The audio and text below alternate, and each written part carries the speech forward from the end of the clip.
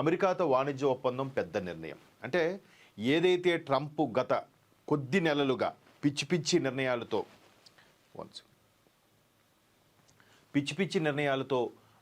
నోటుకొచ్చినట్టుగా మాట్లాడటము, అలాగే సుంకాలు విధించడము, అది చేయడము, ఇది చేయడము, షేర్సు స్టాక్ మార్కెట్ అన్నీ పడిపోవడము, తర్వాత బంగారం ధరలు ఆకాశాన్ని అంటడము, ఇవన్నింటికి కూడా చెక్ పెట్టాలి. పైగా ప్రపంచం అంతా ఆర్థిక మాంద్యంతో తలడిల్లుతోంది. ఎందుకంటే ఒకవైపు ఆర్టిఫిషియల్ ఇంటెలిజెన్స్ బాగా ప్రభావం చూపుతున్న ప్రస్తుత తరుణంలో ఉద్యోగ అవకాశాలు చాలా తగ్గిపోతున్నాయి.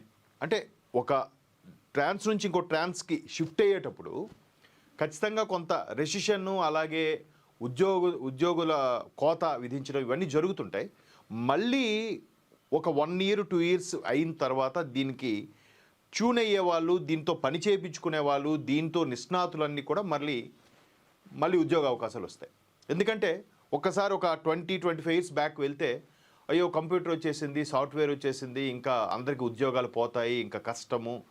ఎందుకంటే ఒక 100 మంది చేయాల్సిన పని ఒక కంప్యూటర్ చేసేస్తుంది, లేదా 10 మంది చేయాల్సిన పని కంప్యూటర్ చేసేస్తుంది, ఇంకా 10 మంది అవసరం లేదు, ఒక్కడికే ఉద్యోగం ఉంటుంది అని రకరకాలు వచ్చి ఇప్పుడు ఏమైంది, ఎక్కువ మంది దాని మీదే వర్క్ చేయాల్సి వస్తుంది, ఎక్కువ మంది దాంతోనే డిపెండ్ అయ్యి మాట్లాడాల్సి వస్తుంది కదా, డిజిటలైజ్డ్ అయిపోయి అంతా.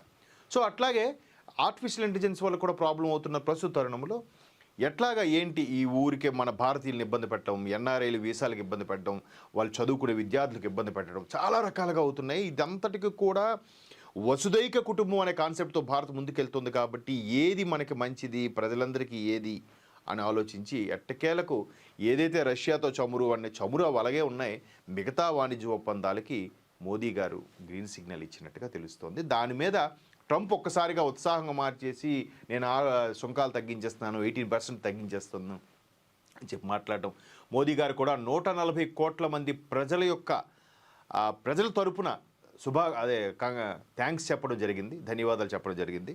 సో ఆ వార్త ఒక్కసారి ఇక్కడ చూద్దాం. ప్రతి ఒక్కరికి దానివల్ల ప్రయోజనం, దేశానికి అనుకూలంగానే మా పని, ఎన్డీఏ పార్లమెంటరీ పార్టీ భేటీలో నరేంద్ర మోదీ. ఒక్కసారి చూడొచ్చు, అందరూ పెద్ద ఉద్దండులందరూ కూడా, రాజ్నాథ్ సింగ్ గారు కానీ, కొత్త అధ్యక్షుడు నడ్డా గారు, అలాగే అమిత్ షా గారు, మిగతా ప్రముఖులందరూ కూడా ఉన్నారు ఇక్కడ. అయితే ఇక్కడ అమెరికా వాణిజ్య ఒప్పందం కుదుర్చుకోవాలనుకోవడం పెద్ద నిర్ణయం అని, దేశంలో ప్రతి ఒక్కరికి దానివల్ల ప్రయోజనం ఉంటుందని ప్రధాని మోదీ పేర్కొన్నారు. ఎందుకంటే సగటు ఇప్పుడు భారతదేశం నుంచి ప్రపంచ దేశాలు అన్ని దేశాల్లో కూడా భారతీయులు ఉన్నారు, కాదంటలేదు. ఎక్కువగా ఉద్యోగాలకు సంబంధించి కానీ, రిలేషన్షిప్ సంబంధించి కానీ ప్రతి ఒక్కరు కూడా అమెరికాలో ఎక్కువగా ఉన్నారు మన వాళ్ళు. అంటే భారతదేశం నుంచి ఒక 100 మంది వెళ్తే 100 మందిలో 40 మంది 40 మంది అమెరికాలో ఉన్నారంట. విదేశాల్లో ఉండే భారతీయుల్లో ప్రతి 100 మందిలో 40 మంది, 30 నుంచి 40 మంది అమెరికాలో ఉంటున్నారు.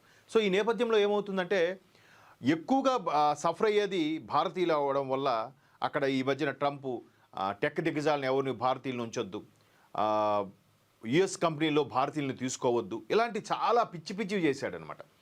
సో ఇవన్నిటికీ కూడా చెక్ పెట్టేలాగా అయ్యింది. వీళ్ళు దేశం మధ్యన వచ్చే ఆర్గ్యుమెంట్స్ వల్ల సామాన్య ప్రజలు నలిగిపోకూడదు అనే ఉద్దేశంతోనే నేను తీసుకున్నారు. అలాగే రీసెంట్గా యూరోపియన్ సమాఖ్యతో కూడా ఏదైతే Bharat mother of all deals ఒప్పందం కుదుర్చుకుందో 27 దేశాలు 27 కంట్రీస్లో భారత్ సంబంధించిన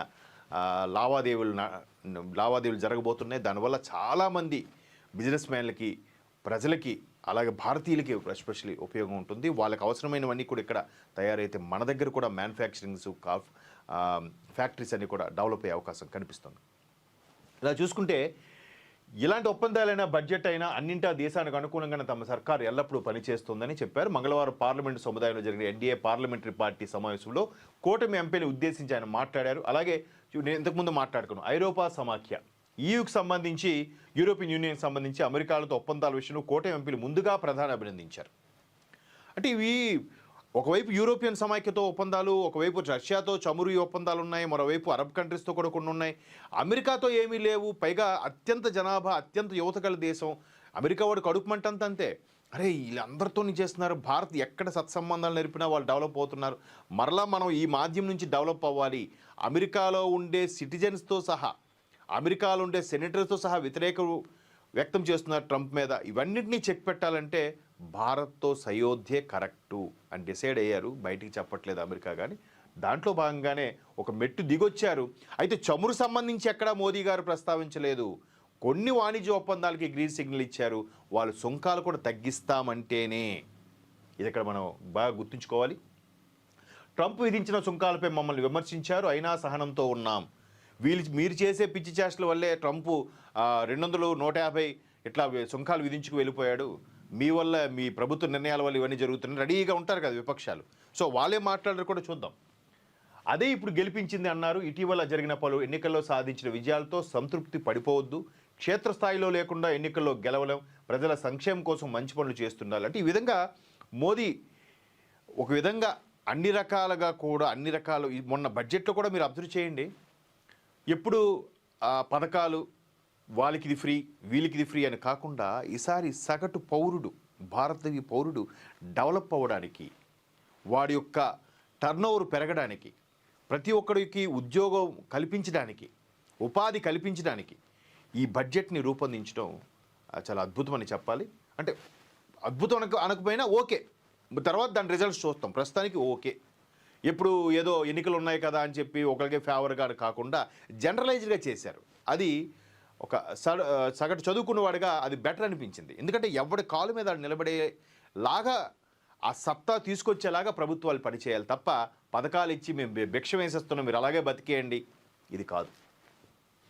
సో మొత్తం మీద ఏదైతే ఈ మోదీ గారు నిర్ణయం తీసుకున్నారో, పార్లమెంటు పార్టీ ఎన్డీఏ భాగస్వామ్య పక్షాలన్నీ కూడా ఒక దగ్గరికి చేరి మోదీ గారిని ప్రశ్నించడం జరిగింది. అలాగే ఇన్ని ఒప్పందాలు చరిత్ర.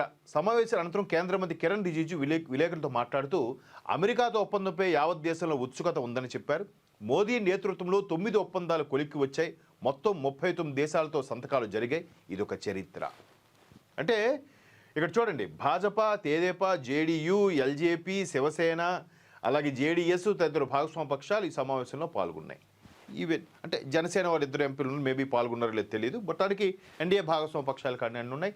నేను యూరోపియన్ సమాఖ్య 27 దేశాలు, అలాగే అమెరికాకు సంబంధించి, ఉత్తర అమెరికాకు సంబంధించిన ఒక 3 ఎన్ని ఉంటాయి.